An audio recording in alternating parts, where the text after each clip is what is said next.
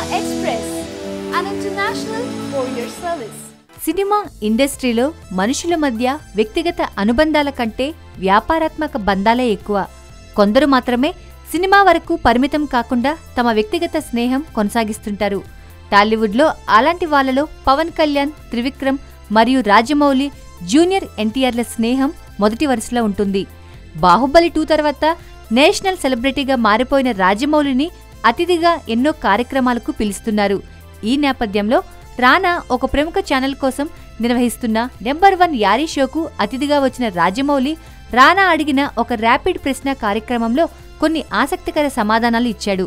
ప్రస్తుతం టాలీవుడ్ను షేక్ చేస్తున్న కొంతమంది టాప్ హీరోలు సినిమాలలోకి రాకుండా వేరే వృత్తులలో నిలదొక్కుకోవాల్సిన పరిస్థితులు ఏర్పడితే వారు ఏ రంగాలకు బాగా సూట్ అవుతారు అన్న ప్రశ్నకు ఆసక్తికర సమాధానమిచ్చాడు జక్కన్న. బాహుబలితో నేషనల్ సెలబ్రిటీగా మారిపోయిన ప్రభాస్ సినిమాలలోకి రాకుండా ఉంటే మంచి చెఫ్ అయి ఉండేవాడని జోస్యం చెప్పాడు. అదేవిధంగా జూనియర్ సినిమాలలోకి రాకుండా ఉంటే ఈ సమయానికే రాజకీయాలలోకి వెళ్లి ఒక చక్రం తిప్పి ఉండేవాడని, తన తాత సీఎం స్థాయికి చాలా సులువుగా చేరుకునేవాడని అభిప్రాయపడ్డాడు.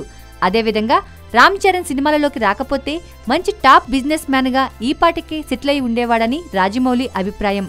ఇలా చాలామంది హీరోలు సినిమాలలోకి రాకుండా ఉంటే ఏ వృత్తులలో సెటిల్ అయి ఉండేవారో రాజమౌళి ఊహాజనితంగా చెప్తూ ఉంటే ఈ కార్యక్రమాన్ని నిర్వహిస్తున్న రానా తెగ ఎంజాయ్ చేశాడు.